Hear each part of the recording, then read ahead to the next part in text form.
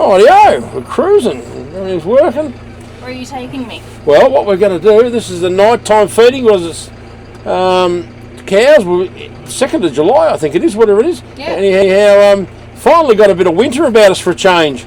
Normally, whinging farmers as we normally are, in July you don't want too much rain, but we've certainly missed out the last few years, so it's certainly a pleasure to see a little bit of rainfall about. So had the month of June was 125 mils of rain, which is the most rain we've had here in 31 years. So so that's all good, but the soil profile is still very, very dry, and as you'll see, we're going around, got a bit of mud. It's actually a pleasure to see mud. So but we'll just go up the drive here, and these are a few in the maternity ward here, ready to calve.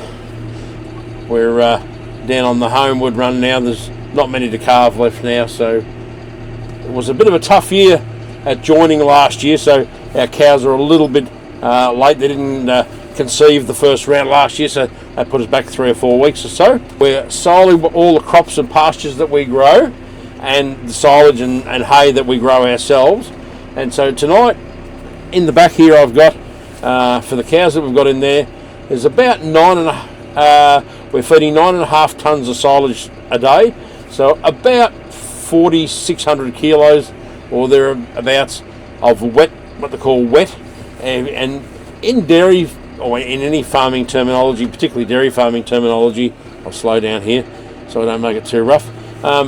We all convert everything, whatever feed we're doing, back to dry matter. That's with the moisture taken out. And so this silage we've got here is excellent quality silage. Why do you convert it back to dry? So everything's water, because there is no energy or protein or nutrients in water. So we want to know what's actually left in the plant.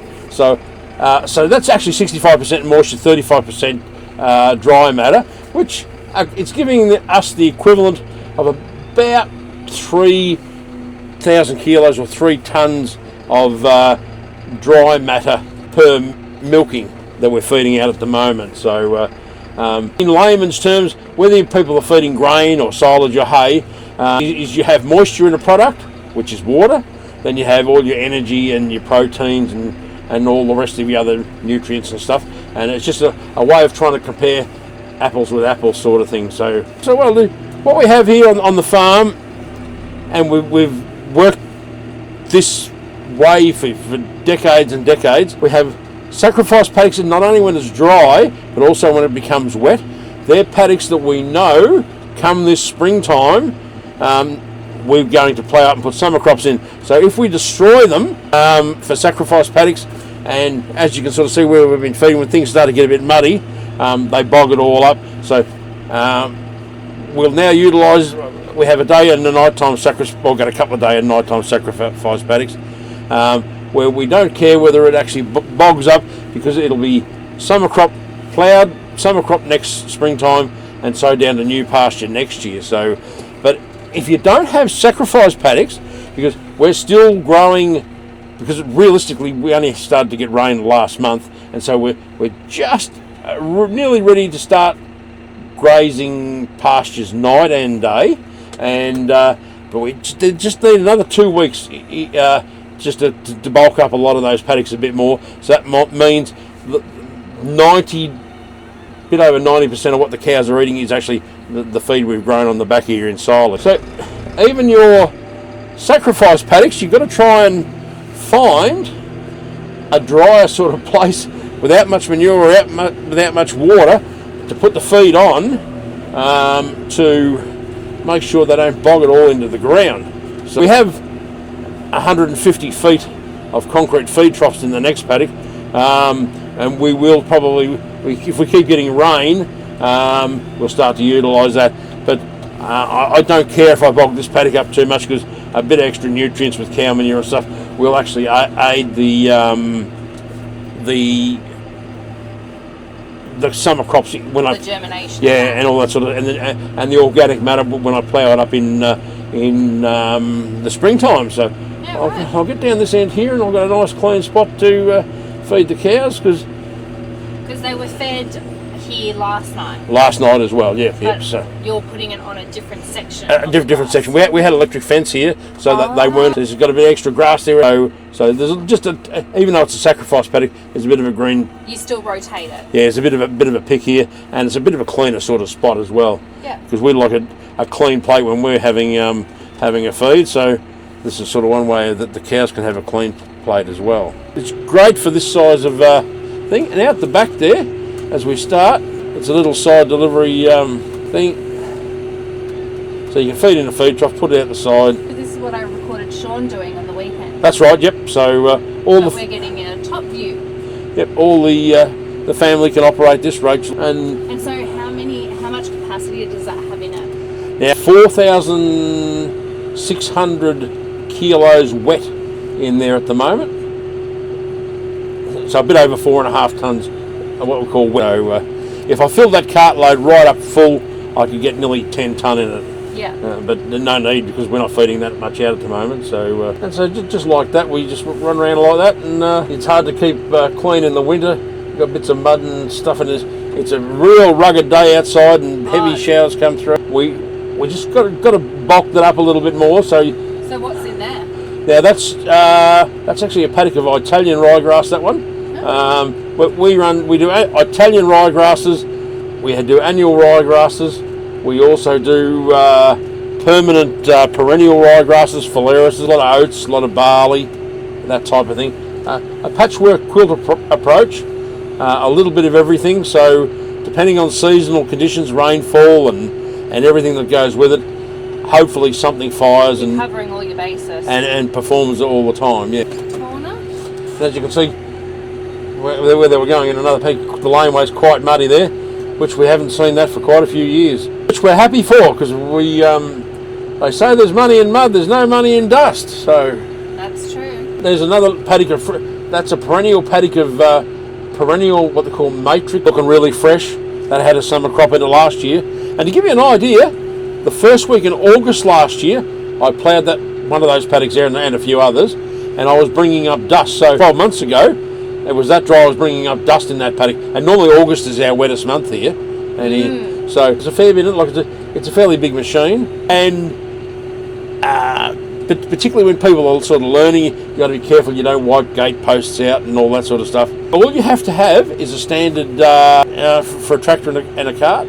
And you can get a tractor license at 16. A tractor license. Oh, is that like a special condition one? Do they need a person sitting next to them? No, wow. That's one of the unique things. You can get I guess because you're not on the road.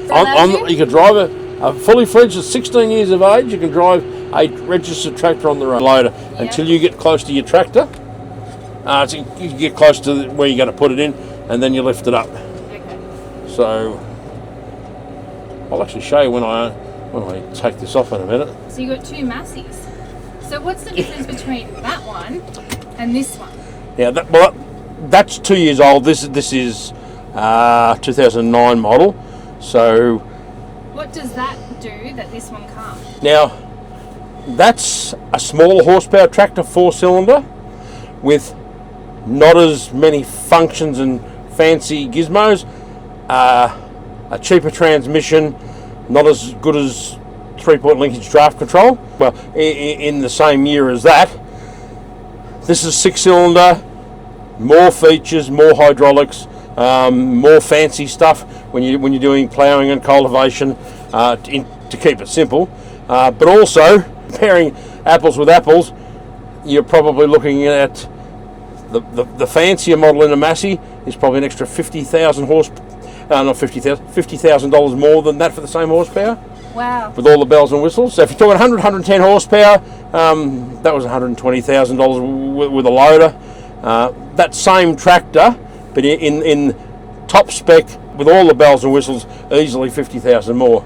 But to replace this tractor here, there's no change out of 250,000 for this tractor, so brand new. Don't over-capitalise in machinery, and look after your machinery and make it last as long as you possibly can, because it costs a heck of a lot of money to buy it, and realistically, unless you're in a really, really big way, milking hundreds and hundreds of cows, you can be over-capitalising machinery before you know where you are. And you've got to have it. You've got to have a couple of decent tractors, otherwise you can't farm. But or try and find a good second-hand one. But we bought this one second-hand, only 800 hours on the clock, and it's been a magnificent tractor. So, but we were looking to upgrade before the drought hit a couple of years ago, and basically we spent all our drought reserve hay money on buying in feed instead of buying a new tractor. So everything's all these modern tractors. That was the front end loader was done with hydraulic levers. This is all done with electronics and thumb controls. So I just operate this thing that I call a shear grab on the front. Just buttons and thumb controls, basically. Buttons and thumb controls. And then we, as I said this before, this is a McHale shear grab, which is two large hydraulic rams. We go in.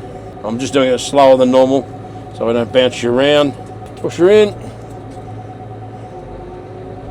and just like a knife through butter. I'm doing it slower than normal so we can be a bit comfortable and show you what's going on.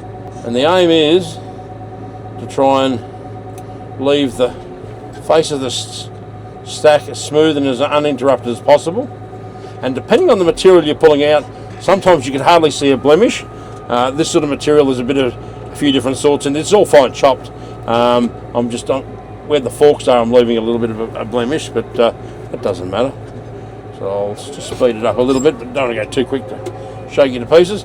Now, every bit of machinery on a farm is dangerous, and you've got to be qualified to use it and that type of thing. Even your own family, we're all trained, and it just so happens that front end loaders and tractors are one of the worst offenders, and things can go horribly wrong in a hurry.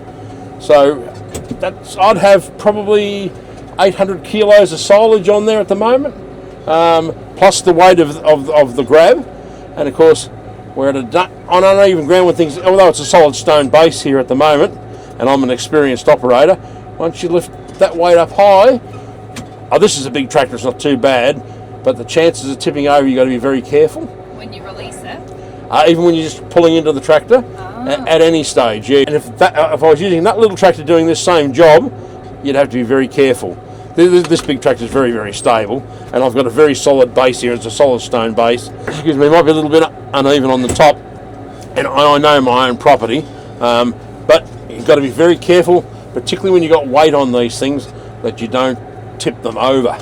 And that's why you've got to be shown properly, and you've got to be experienced and trained and all that one of these days, because you've only ever get one chance. I've tipped 2 tractors over in my life. One was an old front end loader back in about the late 1980s. I was doing a silage stack, and in the same spot. We never had earthen walls here then. Sorry, rolling a stack when we were putting this sort of stuff in, and anyhow I rolled it, and fortunate enough I didn't get hurt. And then another old David Brown, I was sort of rolling it, because when you put this material in, you got to, when it's all green and you make solids, you got to roll it with your tractor wheels to get the air out. And an old David Brown, I rolled off the side of the stack years ago as well. So I'd have 25,000 hours experience in driving tractors, so I'm a very experienced operator. And but that happened when I was younger, and the second time I rolled the tractor, I had quite a few thousand hours under my belt. But you push things to the limit sometimes, and you get a little bit cocky, and that's what happens. One time I just wasn't careful, but one time I was a bit cocky.